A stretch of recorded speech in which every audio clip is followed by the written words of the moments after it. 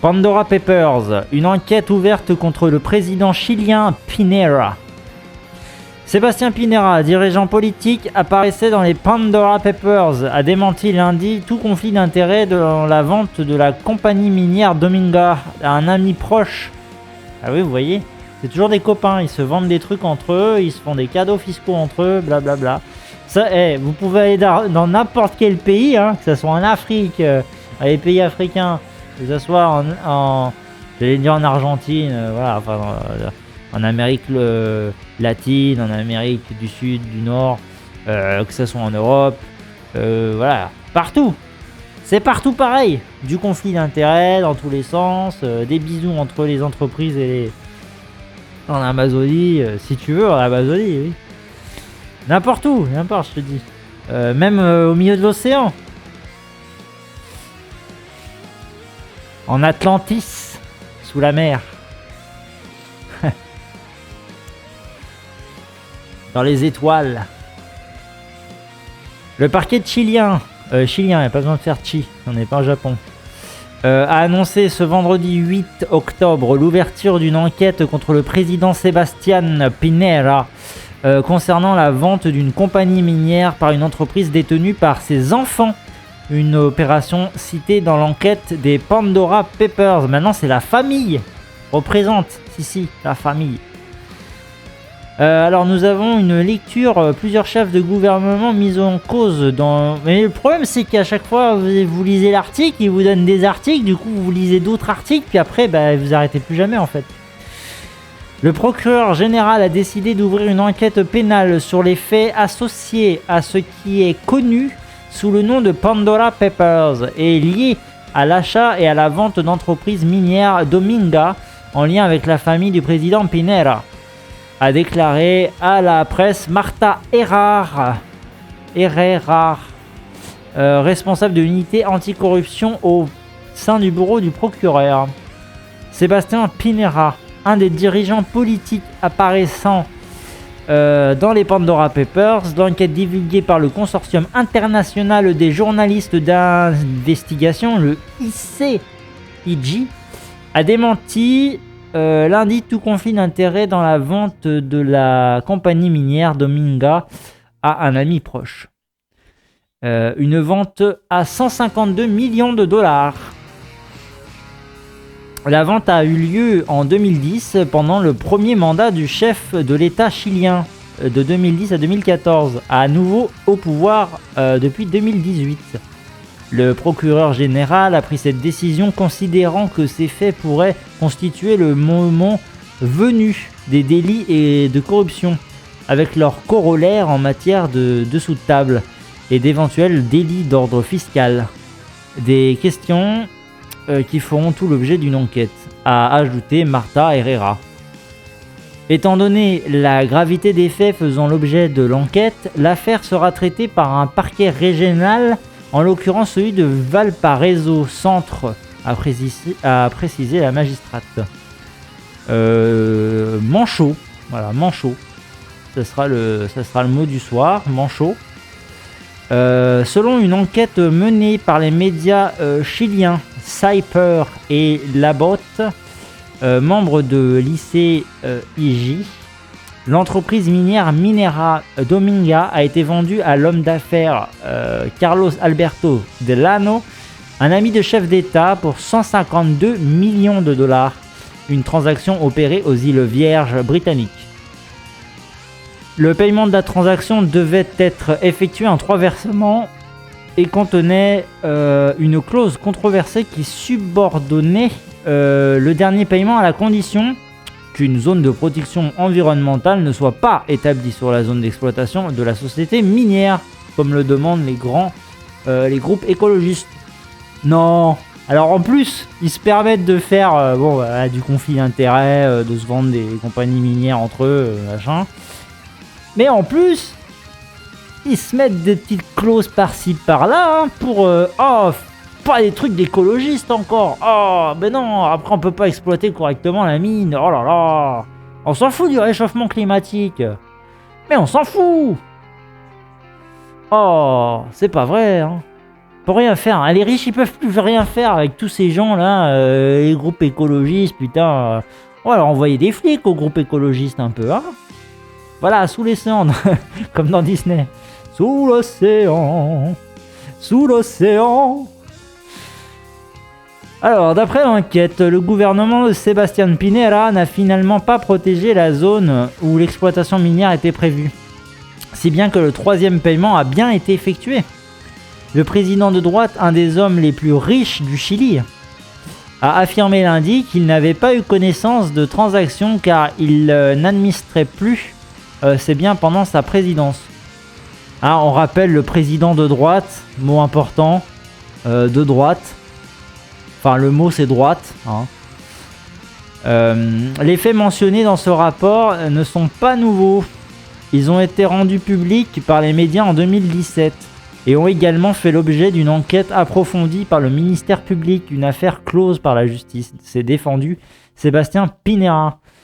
Les faits liés à la vente et à l'achat de la société minière ne sont pas expressément inclus dans la décision de non-lieu de 2017. A toutefois précisé vendredi Marta Herrera.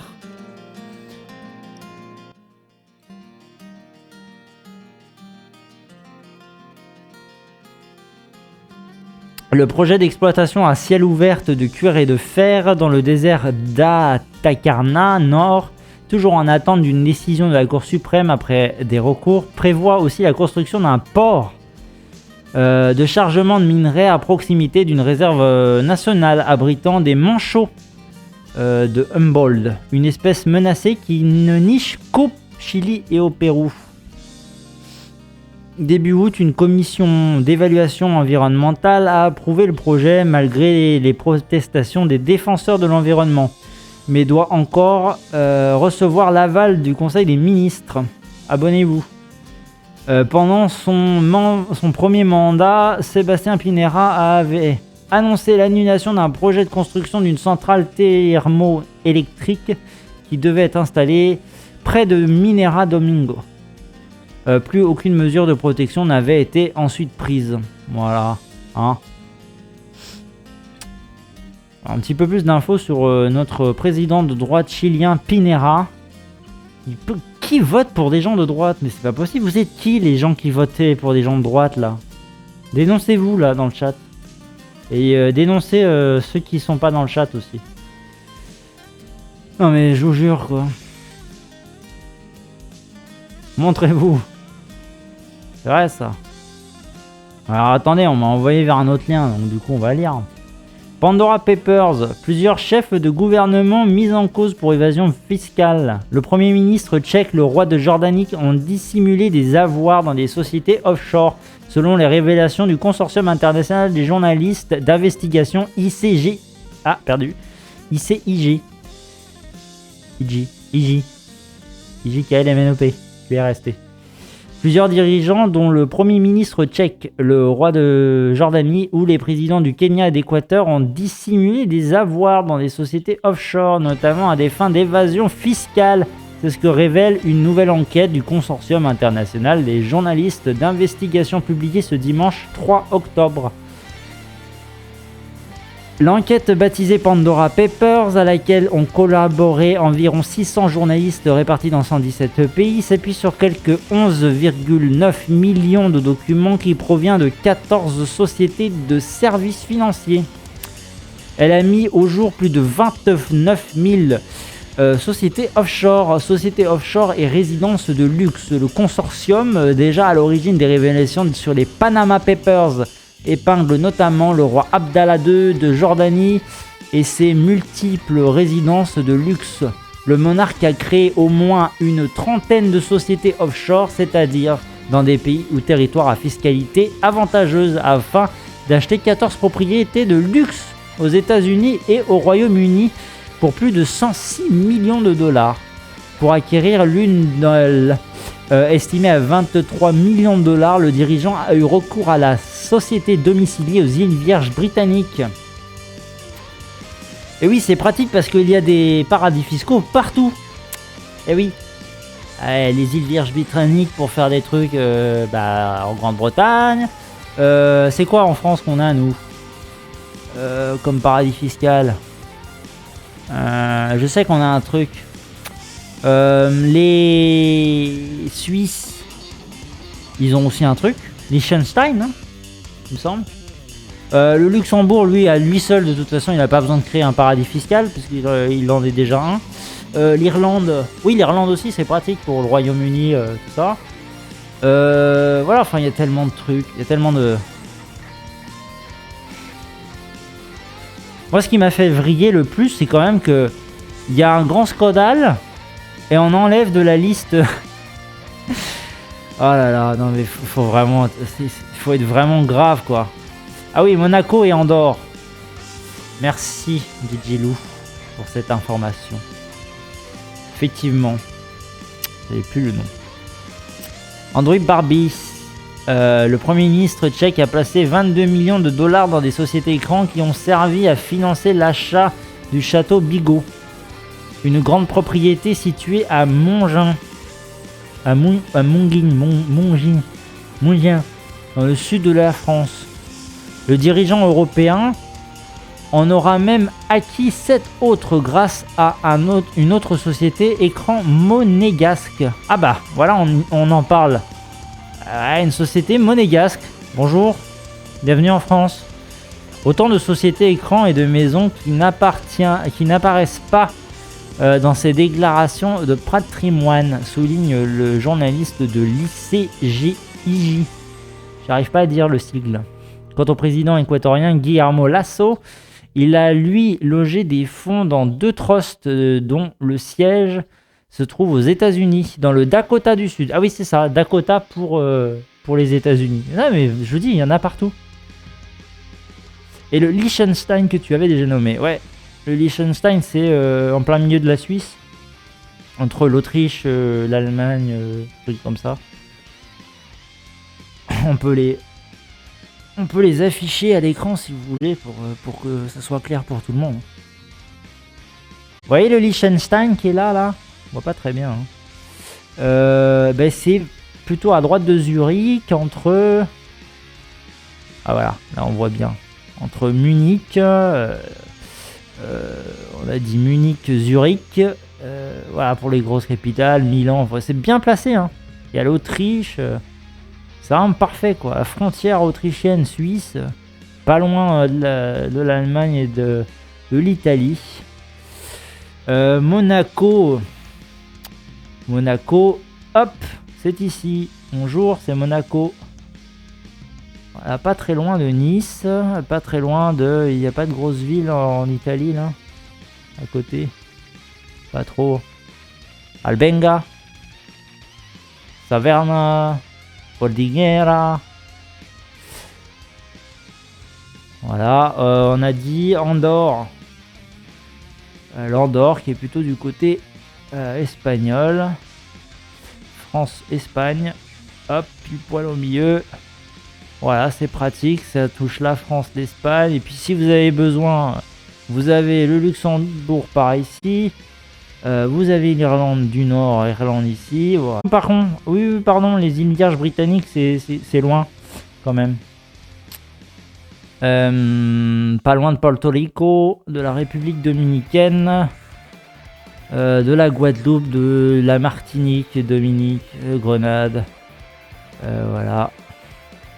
On n'est pas loin du Venezuela, de Cuba, des Bahamas, de Miami en Floride, Costa Rica, le Panama. Ben Panama, il est là, voilà.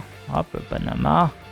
Ouais, si on commence à être trop loin, là, si vous êtes au Honduras, à Nicaragua, pas grave, il y a le Panama ici. Voilà.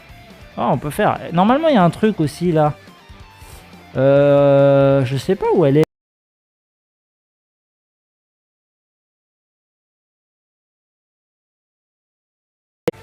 Ils achètent des avions, les riches.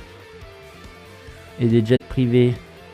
L'île de Jersey. Après, il y a sûrement encore plein de noms. Parce que les Seychelles, les Seychelles, c'est plus un paradis fiscal. Depuis qu'ils ont découvert qu'il y avait des trucs là-bas. Ah bah, ça a disparu tout d'un coup. Ah non, quand même, on va pas... Attendez. Attends quoi? Il y a un mec de LREM qui détourne du pognon et qui les met aux Seychelles. Ah bah le Seychelles, ça existe pas. Non, non, ça n'existe plus. Envoyer une bombe atomique. Donc on continue, là on a des proches à Poutine. Attention, la Russie. La Russie, les noms de Tony Blair et de sa femme chérie apparaissent aussi dans les Pandora Papers. Oh, c'est mignon sa petite femme chérie. Oh. Le couple est devenu propriétaire à Londres d'un immeuble victorien d'une valeur de 8,8 millions de dollars. Mais c'est en rachetant les parts d'une société aux îles britanniques vierges, je vais inverser les mots mais c'est pas grave, qui détenait le bien, qu'ils en ont fait acquisition.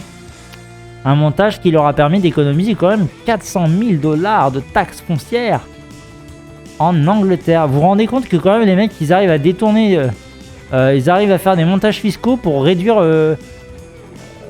attendez, 400 000 dollars, moi on s'achète des maisons là avec ça nous. 100 000 dollars. Ah, je pense qu'en fait c'est ça. En fait ils se sont dit tiens si on faisait un montage fiscal, comme ça on paye pas 400 000 dollars puis on va le donner à la population cet argent qu'on a détourné. Je suis sûr que c'est pour aider les Français, c'est pour aider là en l'occurrence les Anglais. En fait c'est des bons gars dans le fond. C'était bien Jersey. Merci pour la confirmation.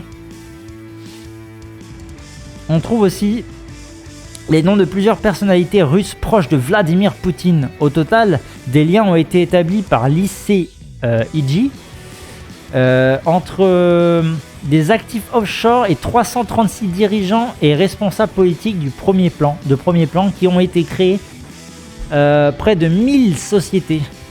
Enfin, les mecs qui sont 336, ils ont fait 1000 sociétés, quoi, les beaux gosses. Dont plus de 2 tiers aux îles Vierges britanniques. Parmi les personnalités exposées se trouve également la chanteuse colombienne Shakira, le mannequin allemand Claudia Schiffer. Pourquoi ils ont écrit le mannequin Claudia Schiffer? C'est un homme, Claudia Schiffer? Ou la légende indienne du cricket Sachin Tendulkar. Légende du cricket? Incroyable. Alors pour moi, ouais, le cricket c'était une légende, ouais, effectivement. Sans faire de blagues nulles. Non, je fais pas de blagues nulles, c'est pas une blague nulle, ok. Dans la plupart des pays, ces faits ne sont pas susceptibles de poursuites. Mais dans le cas des dirigeants, l'ICIJ met en parallèle le discours anticorruption tenu par certains d'entre eux avec leur placement dans des paradis fiscaux. Créé en 1997, j'ai pas dit 97, hein, je suis gentil, par le Centre américain pour l'intégrité publique, l'ICIJ est devenu une entité indépendante en 2017. Son réseau compte 280 journalistes d'investigation dans plus de 100 pays et territoires, ainsi que quelques 100 médias partenaires. Gigilou et Kakash apparaîtraient aussi dans les Pandora Papers avec pas moins de 12,48 € d'évasion fiscale dans le Gers. Non, je suis pas d'accord. J'ai pas détourné 12,48 €, j'ai détourné 30 €. C'est le mec qui précise bien et tout. C'est sûr qu'avec le compte à 0 le 3 du mois, j'ai même pas les moyens de placer 12 €.